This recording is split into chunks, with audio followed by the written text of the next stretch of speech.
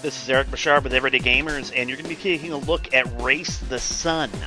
This game is available in the Not on Steam sale. In fact, Flipfly, which is the company that the developer that actually released it, is the one who sponsored and got everyone together for the Not on Steam sale. And the idea was to get a whole bunch of indie games together that haven't made it to Steam currently. A lot of them are on Greenlight. A couple of them have actually been greenlit, including this one. And get people a chance to take a look at them, buy them for discounted prices. Well, if you can get there within the next couple of days, and I'm recording this on Sunday, October 6th, you can pick up this game for half off, and there's also several other good games on there, including Cute Things Dying Violently for free. Anyway, I'm going to give you a little bit of an idea of what Race the Sun is. You are controlling a solar-powered spaceship. So when it says, or airplane, whatever you want to call it. So when it says Race the Sun, it means it. Now you see these little blue pieces here? They're called tries. When I pick them up, I get points, and if I pick up several in a row without colliding with anything, I get multipliers. Now the yellow thing I just picked up that gave kind of that boost and the noise, that is actually what it does, is it's called rewinding time. So it pushes the sun back up further in the sky.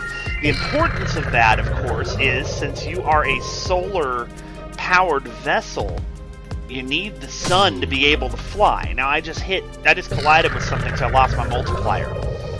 But if you need the sun to be able to fly. So the longer you can keep it in the air, the better chance you have of actually getting somewhere. The other thing I'll have, you'll notice this 1 of 1 glowing in the lower left-hand corner. I have a jump. I haven't used it yet, but I'm about to because I hate this area of this map. One of the interesting things about this game, and I just wiped out. One of the interesting things about this game is that it really... The first map is, at least so far today, has always been the same. But the maps tend to be random and procedurally generated, and from what I understand, each day they're supposed to be different. So even maybe tomorrow, the first map might not be the same as it is right now. Anyway, the jumps, like you saw me do earlier, are those green pieces you can pick up. You can only pick up one at a time, so I won't be able to pick up another one until I use the one that I currently have. Now the tries you have to actually run over to pick up. You might notice, as I collide with a thing here, you might notice that the jumps and the time extenders have a beam of light that goes above them. As long as you cross that beam of light, you'll still get that. So if you're airborne, for example, with a jump, as long as you cross that beam of light, you'll still get whatever that thing is you're picking up, but it's not true of the tries. Now, you'll also notice in the lower right-hand area a magnet. You can, as you have different missions you try to accomplish, and the more of them you accomplish, the more things you can unlock, including, in fact, jump. Extending time and jump actually don't come unlocked at first. You have to complete a number of missions to actually unlock them. What I have unlocked is called the magnet, which means I don't have to be as close to a try to pick it up anymore. That seagull at the end of each round is really kind of nice because it almost always gives you an or rewind time. I say almost always, it always has given them to me, but I was watching Smitty Smith do a playthrough, and for some reason it didn't on him. I saw it give him a jump. So there are apparently times it won't do it. Now, the other thing about being a solar-powered ship is not just, keeping the sun in the air as long as you possibly can, but you'll notice the different shadows cast by the different objects. If you get into the shadows, you slow down. So you have to be aware of that. Okay, I've crossed 2 areas. Here comes the seagull.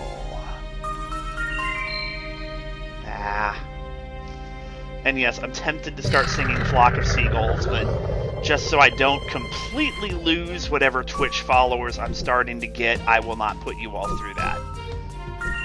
I can hear a sigh of relief from certain people. Holy Headshot, I'm sure, being one of them. Okay, you'll notice what just happened there. I not only lost my multiplier because I collided, but you'll notice how I slowed down and was losing energy because I was in the shadow. That's what I was talking about. Oh, jeez. And there's what I was talking about. You can see my mouse up here. This is the area where they have the different missions that you're trying to achieve. I'm right now at level 6, and I've got a few. Reach 15 multiplier has proven to be very difficult. Clear 4 regions and around level region 3, which is what I was in right there, is the best I've done. So far no good. Here we go. So this is Race the Sun. I mean, on the one hand, it's a very simple game. On the other, there is some complexity, and you can do stuff like one thing you do have to be careful of. Oh, hello. First time I realized you could double jump. That's kind of cool. There are some complexities, and unfortunately, some of the controls are a little touchy. Like, one of the ways to activate jump is to press in the analog stick if you're using a 360 controller like I am, and that's how I accidentally activated both those jumps. I had not intended to use them, but it's very sensitive on that, so... See, I just did it again. I did not intend to do that. I like saving those jumps for times when they're going to get me out of jams, basically.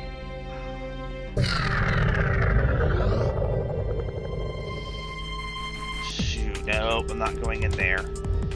I don't have a jump, so I'm not even trying to avoid those falling blocks. Only problem is the area I'm in is giving me nothing. Here we go. There's a jump. And a time extension. Well, as you can tell, this is a beautiful game. I mean, the level of workmanship. Hoi! And I'm trying to get myself killed. The level of workmanship that went into this game is really impressive. Okay, time to jump. There we go. I've got the graphics turned up to what they call stunning, I think. It's funny, it doesn't have like ultra or stuff like that. It has stunning, I remember correctly, is what they call the top graphic thing here. So here I go into Region 3. I have not gotten through Region 3 yet.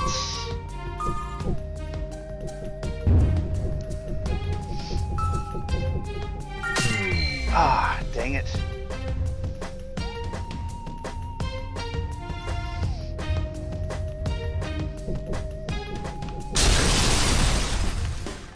Alright, so that's Race the Sun. Like I said, it's currently half price, which, for those of you who don't know, half price for this, I think it's $5.